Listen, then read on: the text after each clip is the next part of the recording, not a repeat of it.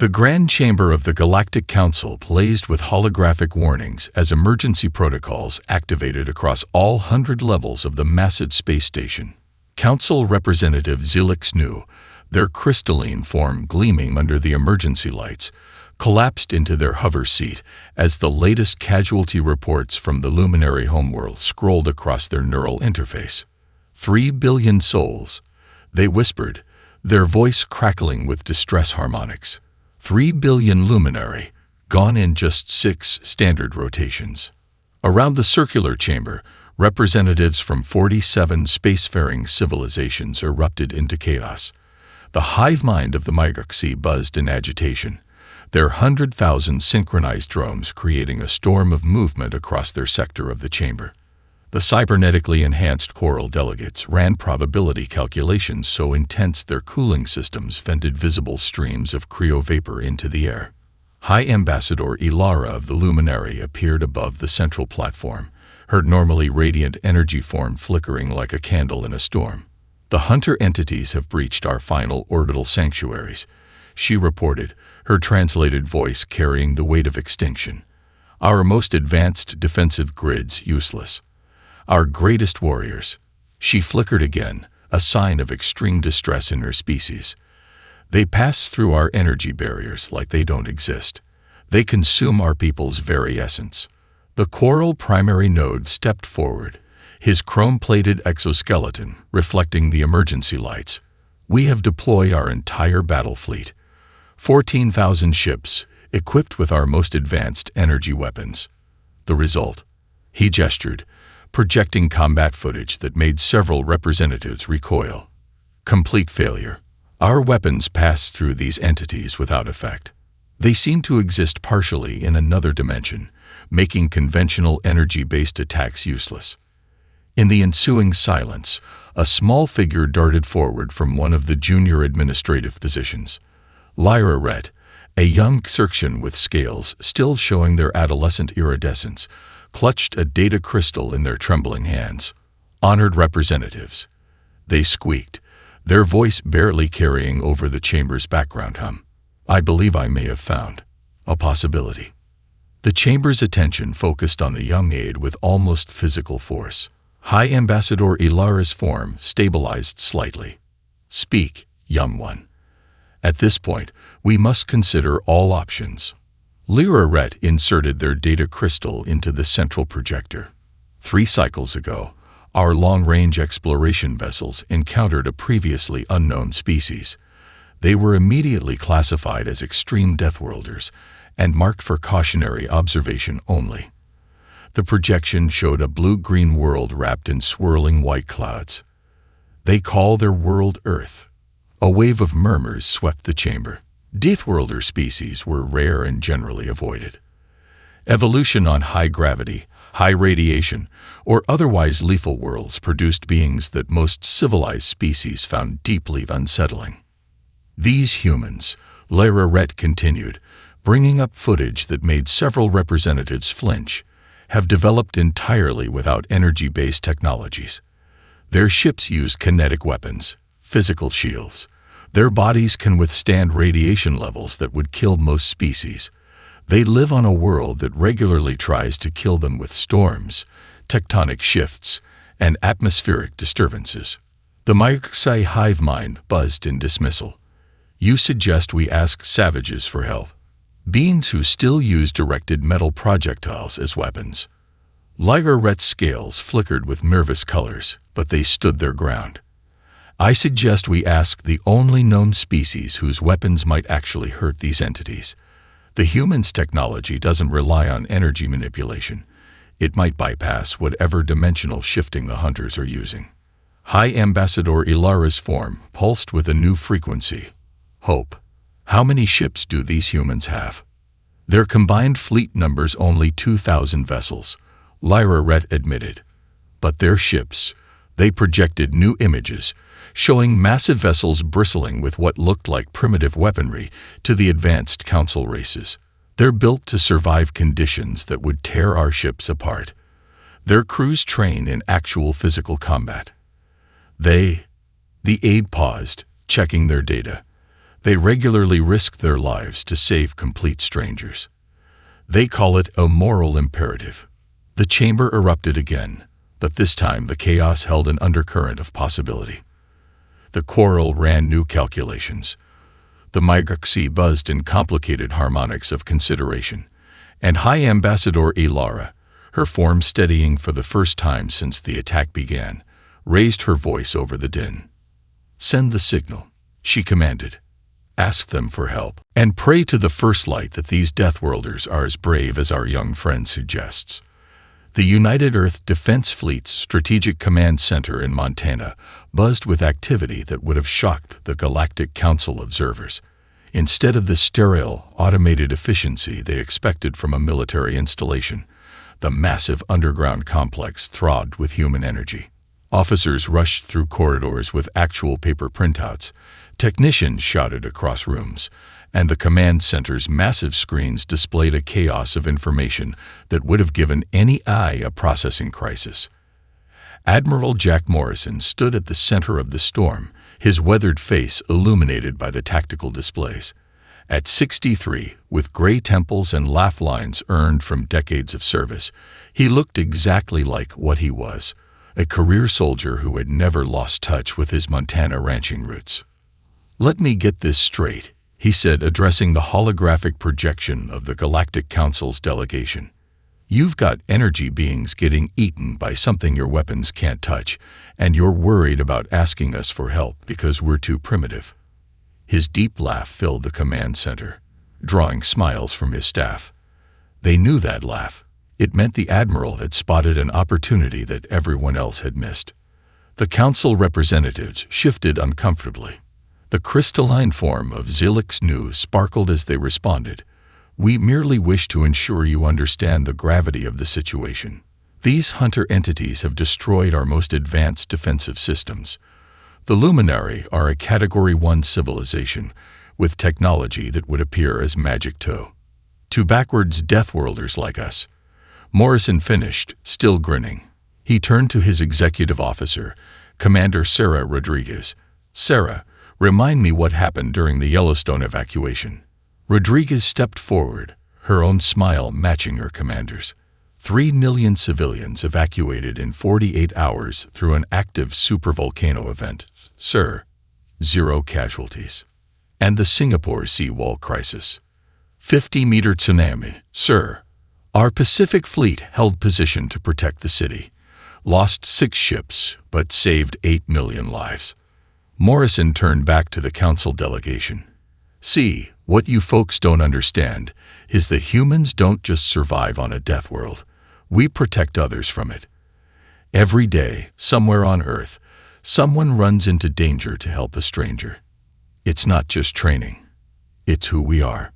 He strode to the central tactical display, his movement carrying the casual confidence of someone used to Earth's higher gravity. "Thunder of Terra can be ready in 6 hours. Valiant, Dauntless, and Shield of Hope in 8. The rest of the fleet." He checked the scrolling status reports. "We can have 1,500 ships mobilized in under 24 hours.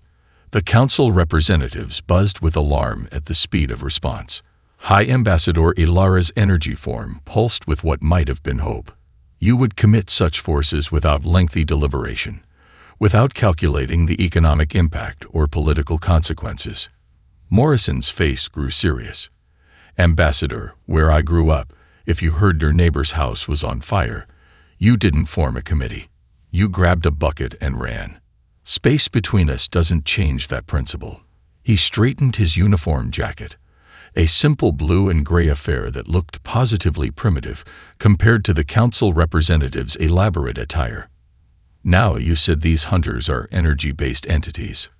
"Correct," Zilix Nu confirmed. "They exist partially in normal space and partially in what we believe to be an energy dimension, which is why our weapons pass right through them." "Yeah." Morrison nodded to his tactical officer. "Lieutenant Chung, what's the status on those new tungsten penetrator rounds we've been testing?" 8,000 units ready for deployment, sir, designed to punch through asteroid bunkers. If these hunters have any physical form at all, they'll feel that," Morrison finished. He turned back to the Council delegation. We've been designing weapons to work in the worst conditions space can throw at us. No fancy energy fields, no dimensional physics. Just good old-fashioned kinetic impact and human ingenuity. He keyed a command into his console, and the command center screens filled with deployment orders. Across the Earth, ships' crews rushed to their vessels. Supply chains sprang into action, and humanity prepared to do what it did best: run toward danger to help others. "Tell the Luminari to hold on," Morrison said, his voice carrying the weight of humanity's determination. "The Deathworlders are coming to help, and we're bringing the thunder with us." The thunder of Terra dropped out of hyperspace into a scene from humanity's worst nightmares. The Luminary Home System's star cast its light through clouds of crystalline fragments, the remains of once beautiful orbital cities. Massive translucent entities moved through the debris field like sharks through bloody water, their crystalline forms distorting space around them. "Sweet Mother of God," Lieutenant Chung whispered from his tactical station. "They're bigger than we thought. Lead contact is roughly 2 kilometers long." Admiral Morrison stood at the center of his bridge, his steady presence keeping the crew focused despite the horrifying sight before them.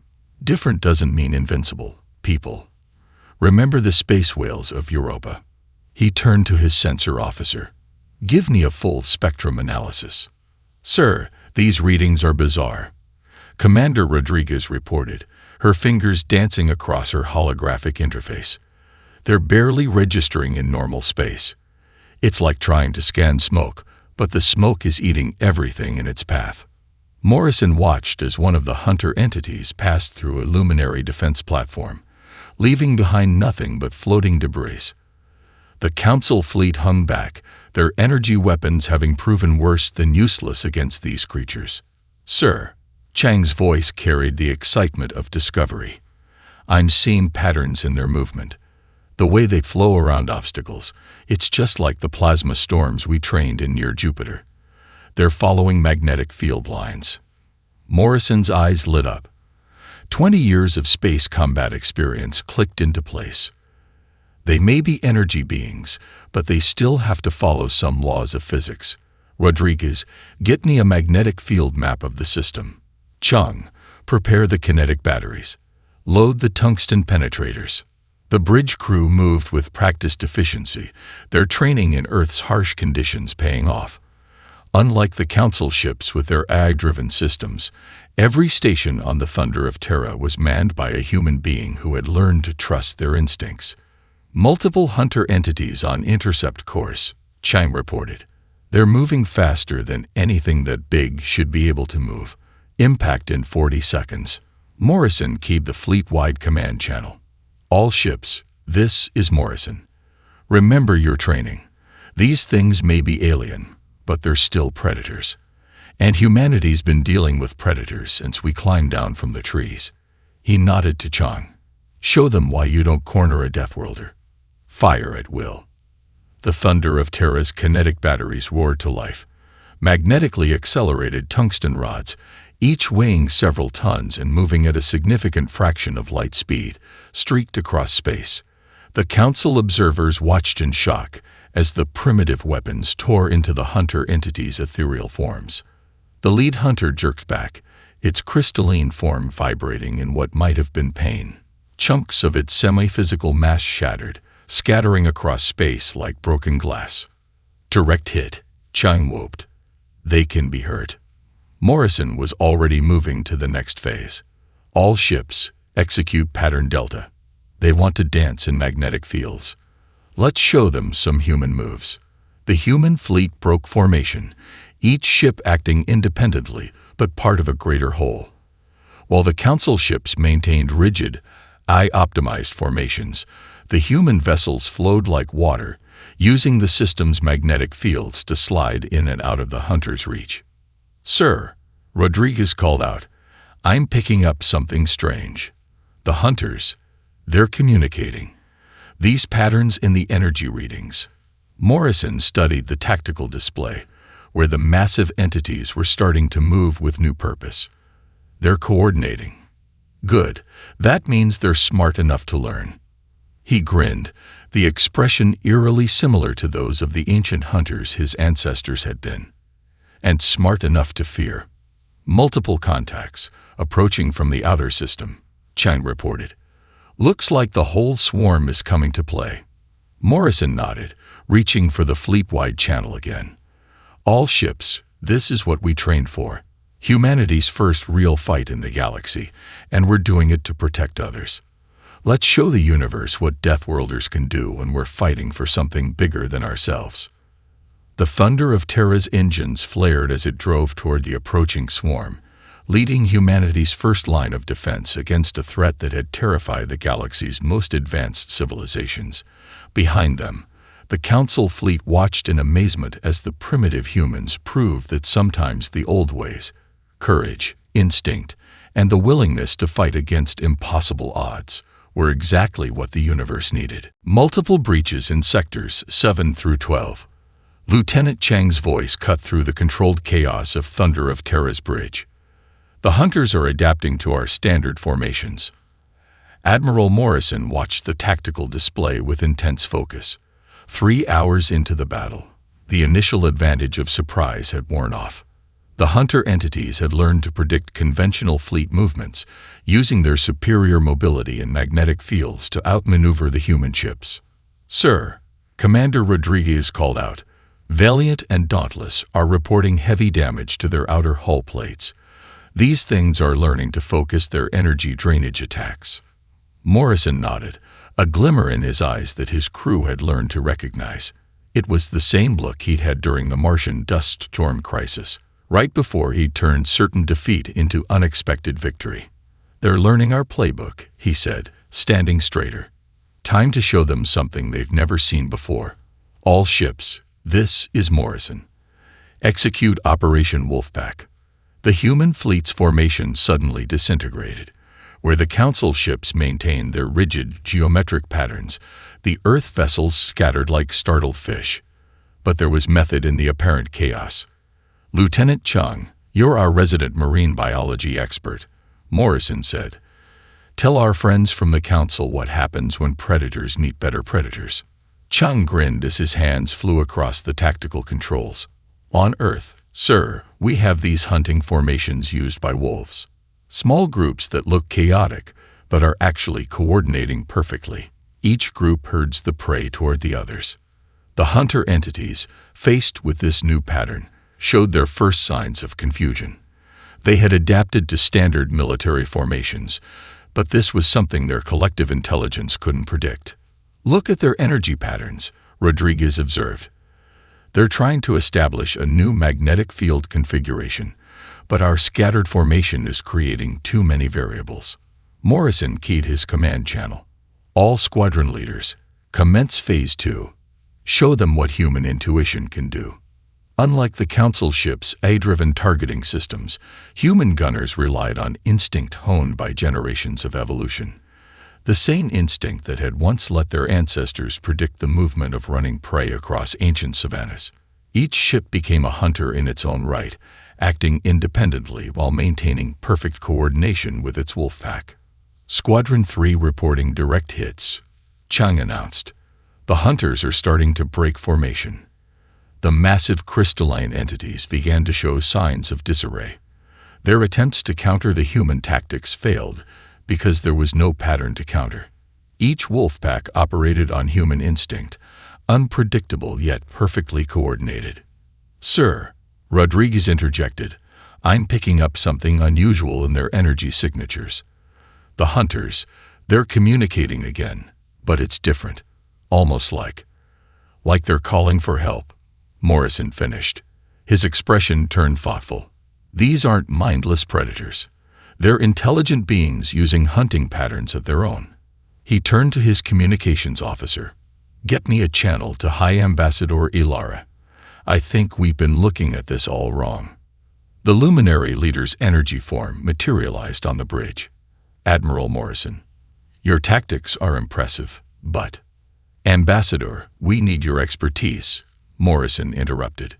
"These entities aren't just attacking randomly. They're hunting in patterns, communicating, showing signs of organized behavior. On Earth, that level of coordination usually indicates a society, not just a swarm. The revelation sent ripples through both human and alien commands. The council representatives, who had been observing the battle, began rapid discussions in their various languages. Commander Rodriguez, Morrison called, "Take all our sensor data on their communication patterns and run it through the first contact protocol matrix.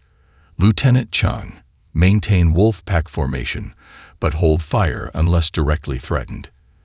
It's time we tried something that Earth learned a long time ago." "Sir?" Chung asked, curious. Morrison smiled, the expression of a man who had seen too many conflicts not to recognize an opportunity for peace. Sometimes, the best way to stop a fight is to figure out why it started. These hunters aren't just consuming energy. They're desperate for it. And in my experience, desperate beings usually have a damn good reason for what they're doing. The bridge crew exchanged glances, recognition dawning in their eyes. They had come prepared for a battle to save an alien species. Instead, they might have stumbled upon something far more important. A chance to turn enemies into allies through understanding. Another skill humanity had learned the hard way on their harsh, beautiful Deathworld. The massive training hall aboard the luminary station, Crystal Harmony, hummed with an energy that made even the station's energy-based inhabitants vibrate in harmony. 200 luminary volunteers, their forms normally flowing like living light, had managed to compress themselves into roughly humanoid shapes at the request of their unusual new teachers. "The key isn't about being stronger," Master Sergeant James Cooper explained, his muscled form moving through a fluid kata that seemed to contradict his solid physical presence. "It's about understanding the flow of energy, something your people already excel at." The luminary observers from the council watched in fascination as human Marines demonstrated movements that seemed impossibly graceful for such densely physical beings. Admiral Morrison stood with High Ambassador Ilara, watching the training session unfold. "Your warriors move like our energy dancers," Ilara observed, her form pulsing with curiosity. "Yet you are bound by physical forms." "How?" Morrison smiled, watching Cooper guide a luminary through a modified Aikido stance. "Humans learned long ago that true strength isn't about overpowering. It's about adaptation. We developed hundreds of combat styles, each learning from nature, from animals, from the very forces that tried to kill us on Earth." Below them, Cooper called out to his students, "Feel the movement. Your energy form gives you advantages we can only dream of. Now, Partner 1, try to drain Partner 2's energy. But this time, use the circular movement we showed you." The luminary pairs engaged, their forms interweaving in deadly dances, where before they had simply tried to overwhelm each other with raw power. Now they moved with purpose, with strategy. The watching council representatives buzzed with surprise as training pairs began to successfully defend against energy drainage attacks that had previously been considered unstoppable. "Commander Rodriguez," Morrison called to his executive officer, who was monitoring the session's data. "What are you seeing?" Rodriguez grinned at her tablet. "It's working, sir. The luminary are naturally talented at energy manipulation, but they never thought to apply physical combat principles to it. By teaching them Earth's martial arts, we're helping them discover new applications of their own abilities." A cheer went up from the training floor. A young luminary had just successfully redirected an energy drain attack back at their sparring partner, using a modified version of a human joint lock. The move shouldn't have been possible with energy beings, but no one had told the luminary that. "Your people are natural warriors," one of the council observers noted, their crystalline form shifting with what might have been concern. "Yet you teach with patience, with kindness." Morrison's expression turned thoughtful. "The best warriors aren't those who love to fight, but those who understand why they're fighting." Every Marine here volunteered not just to fight, but to teach. On Earth, passing on knowledge is considered as honorable as using it. The training session evolved, with luminary and humans now working together to develop entirely new forms of combat.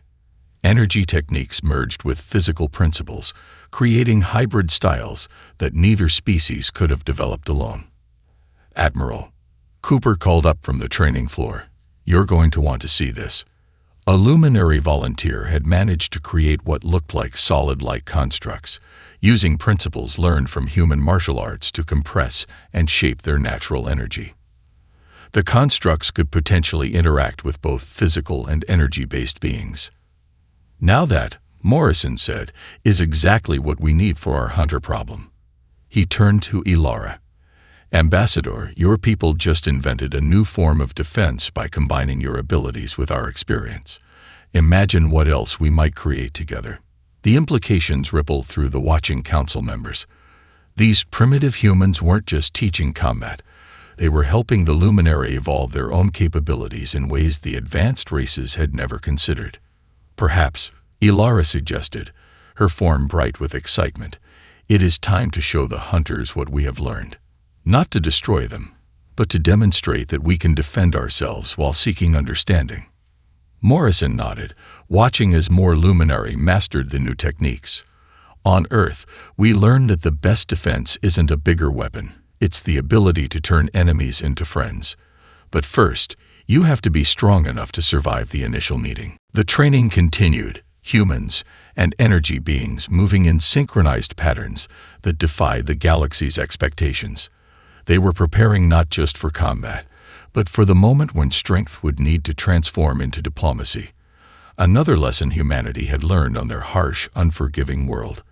The laboratory aboard Thunder of Terra buzzed with an energy that had nothing to do with the hunter crystal fragment contained in the reinforced chamber. Dr. Marcus Reynolds, the ship's chief xenobiologist, stared at his readings with the kind of excitement that made Admiral Morrison both hopeful and nervous. "Sir," Reynolds said, barely containing himself, "you need to see these quantum resonance patterns. They're not random at all. They're crying out for help."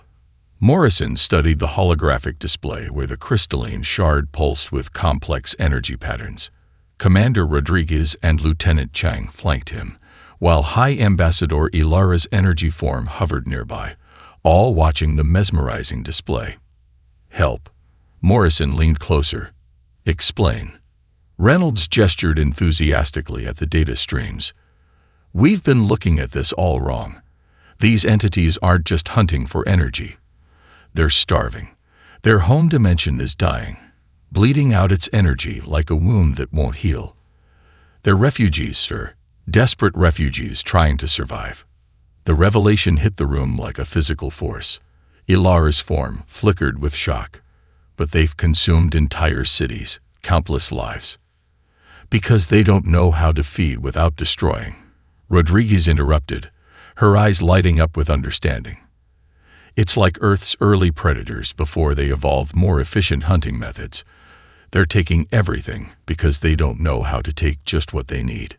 Morrison turned to Chang. "Lieutenant, pull up the footage from their first attacks. Focus on their feeding patterns." The tactical display filled with images of hunters consuming luminary structures. But now, watching with new understanding, they could see it. The desperate efficiency, the way the entities seemed to mourn their destruction even as they caused it. "Look at these energy signatures," Reynolds pointed out. "They're trying to minimize damage, but their feeding process is too crude. They're like starving humans who've only got sledgehammers to open food containers." Morrison's expression shifted from concern to determination. "So we need to teach them table manners." He turned to Ilara. "Ambassador, your people are masters of energy manipulation. Could you create sustainable energy fields that these beings could feed from?" "Theoretically," Ilara pulsed thoughtfully. "But the scale required. We'd need massive power sources and a way to regulate the flow so they don't drain everything at once." "Leave that to us," Morrison smiled. "Humans have plenty of experience with resource management and conservation. Lieutenant Chung, remember those deep-sea thermal vent farms we use for power generation?" Chang's eyes widened. "The same principles could work here. We could modify our mining drones to create artificial energy fields, using the Luminary's power regulation techniques to make them sustainable." Dr. Reynolds, Morrison turned to the xenobiologist. Can you communicate with them? Make them understand we're trying to help. Reynolds gestured at his readings. Their quantum signatures are remarkably similar to neural patterns. With the luminaries' help translating energy states, we might be able to establish basic communication. The lab erupted into activity. Human engineers began sketching modifications to mining equipment, while luminary energy masters worked on power regulation formulas. The council observers, who had insisted on monitoring all human activities, watched in stunned silence as the primitive Deathworlders approached a problem that had terrified the galaxy's most advanced civilizations with simple, practical solutions. Admiral, one crystalline council member finally spoke. Your people's approach is unprecedented.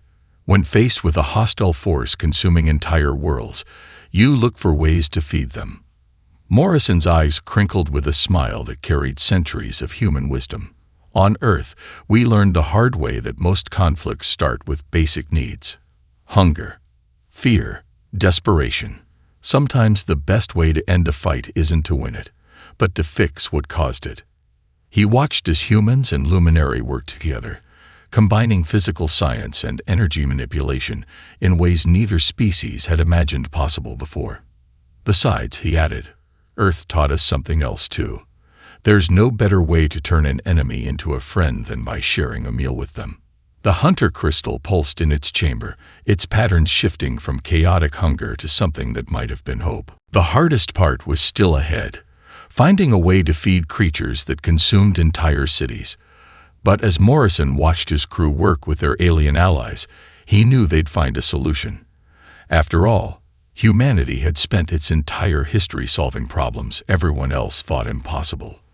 The massive mining drone, retrofitted with luminary energy matrices, hung in space like a metallic spider at the center of its crystalline web. Admiral Morrison watched from Thunder of Terra's observation deck as the first test of their desperate plan began. Energy field stabilization at 97%. Commander Rodriguez reported, her voice tense with concentration. Luminary power regulators are holding steady. Lieutenant Chang's fingers danced across his tactical display. First hunter entity approaching the containment zone. It's moving cautiously. They definitely remember our previous encounters. The hunter, its crystalline form rippling with desperate hunger, drew closer to the energy field.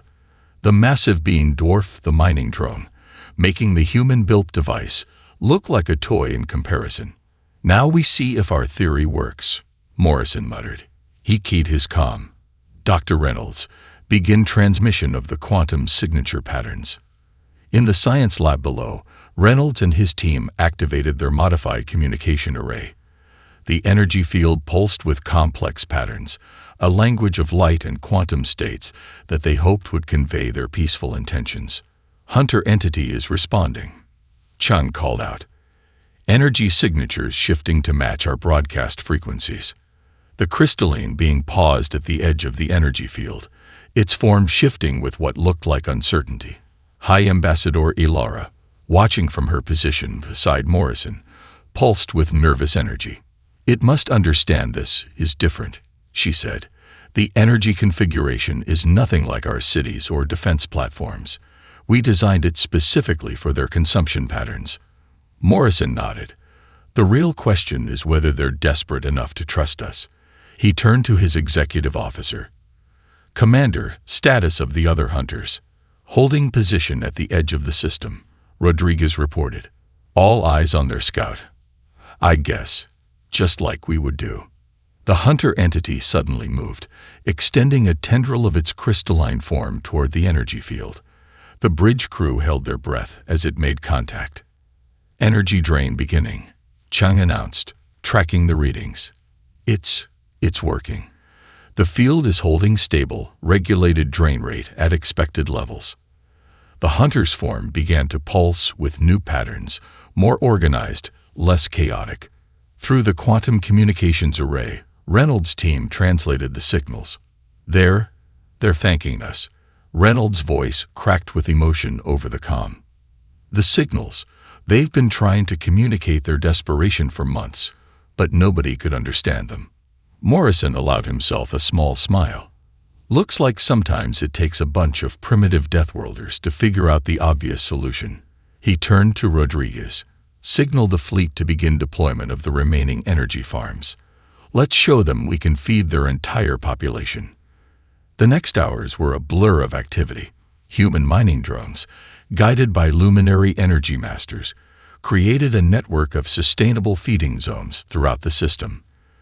The hunters, seeing their scouts safely feeding, began approaching in groups. "Admiral," Chine called out, excitement in his voice, "you need to see these readings." The hunters, they're not just feeding. They're helping us optimize the energy fields. They're showing us how to make them more efficient. Morrison moved to the tactical display, watching in amazement as the hunters used their natural abilities to fine-tune the human luminary technology. They're not mindless predators at all. They're engineers in their own right. More than that, Ilara added, her form bright with realization. They're showing us aspects of energy manipulation that even my people never imagined. This isn't just feeding them. It's an exchange of knowledge. The observation deck filled with both council observers and human crew members, all watching as former enemies became collaborative partners. The hunters' crystalline forms now moved with purpose and grace, their desperate hunger replaced by calculated efficiency. "Incoming transmission from the Hunter Collective," Reynolds announced. They're offering to teach us about their dimension's energy principles, in exchange for helping them establish permanent, sustainable feeding grounds. Morrison looked out at the scene before him. Human mining drones, luminary energy matrices, and crystalline hunter entities all working in harmony. It was a sight that would have seemed impossible just days ago. "Well," he said, his voice carrying the pride of his entire species, "looks like humanity's first major galactic crisis ends not with a battle, but with a feast. Somehow, that feels exactly right." The Grand Chamber of the Galactic Council had never seen anything quite like this. Where once crystalline beings and energy forms had dominated the space, now 3 distinct species shared the platform. The ethereal luminari, the crystalline hunters, and the supposedly primitive humans. Admiral Morrison stood at the central podium, his simple blue and gray uniform a stark contrast to the elaborate attire of the council representatives. The chamber buzzed with excitement as he prepared to address the assembled delegates. 3 weeks ago, Morrison began, his voice carrying easily through the vast space. This chamber faced what seemed like an impossible crisis. Today, we're here to celebrate not just a resolution, but a revolution in how our species can work together. Behind him, holographic displays showed the new reality. Hunter entities feeding peacefully from human-built energy farms, their crystalline forms now elegant and controlled rather than desperate and chaotic. Luminary energy masters worked alongside human engineers, combining their knowledge to create ever more efficient systems. The Council asked Earth for military aid. Morrison continued, a slight smile playing at his lips. Instead, we offered something our harsh world taught us long ago. The understanding that true strength lies not in overwhelming force, but in finding ways to help others survive. High Ambassador Ilara floated forward, her energy form radiant with pride. The humans showed us that our greatest weakness, our physical limitations, could become our greatest strength. Their primitive understanding of physical laws helped them see solutions that our advanced energy-based science had overlooked. A hunter representative, its crystalline form now compressed into a more communicative shape, added its own testimony through the quantum translator. "We came as refugees, driven by desperation to acts of violence. The humans, whom we first saw as easy prey, taught us that survival doesn't have to mean destruction." Commander Rodriguez, standing beside Morrison, activated a new holographic display. The hunter's knowledge of quantum energy states has revolutionized our understanding of space travel. The luminary's mastery of energy manipulation has transformed our power generation capabilities, and humanity's experience with resource management and conservation has created a sustainable future for all 3 species. Lieutenant Chung stepped forward with the latest statistics.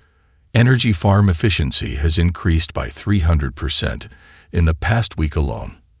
The hunters have already begun teaching us how to access their dimension for faster-than-light travel, while our engineers are helping them establish permanent colonies in stable, energy-rich regions. The council chamber erupted in discussion as the implications became clear. The very qualities they had dismissed as primitive, humanity's physical nature, their crude technology, their focus on practical solutions, had provided exactly what the galaxy needed. "We propose," Morrison announced, bringing the chamber to attention, "the establishment of a new galactic exchange program.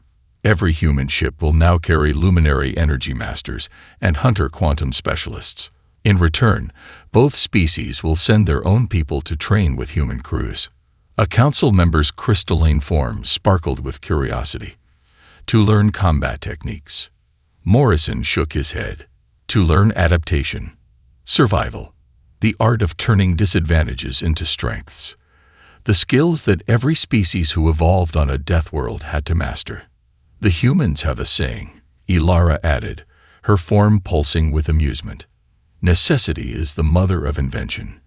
Their harsh world forced them to become problem solvers, not just warriors. The hunter representative's crystalline form shimmered in agreement. "They taught us that true strength lies not in consuming resources, but in finding ways to share them. A lesson they learned from surviving on a world that challenged them at every turn." As the council voted unanimously to approve the exchange program, Morrison looked out at the assembled species with pride. Humanity had entered the galactic stage, not as conquerors or victims, but as teachers and problem solvers. Their harsh evolution had prepared them not for dominance, but for something far more important: the ability to help other species survive and thrive. "Welcome," the council chief announced, "to a new era of galactic cooperation. May we all learn from the wisdom of the Deathworlders who came not to fight our battles, but to show us better ways to face our challenges." And in the Earth fleet orbiting outside, crews of humans, luminary, and hunters prepared for their next mission, not to face new threats, but to seek out other species who might benefit from the unique perspective of those who had learned to thrive in the face of adversity.